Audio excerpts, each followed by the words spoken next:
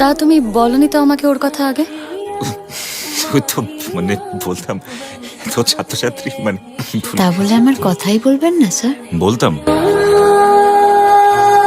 আলাপ করে খুব ভালো লাগলো তোমার সাথে। এত মিষ্টি মেয়ে জানিস তো, আমাকে তোদের হাতে তুলে না দিয়ে এখান থেকে যাবেই না।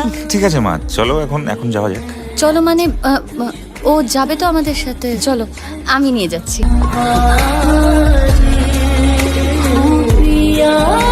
আস্তে ওখানে দেখে দেখে। তোমায় দেখতে ইচ্ছে করছে। এসব বন্ধ করো প্লিজ।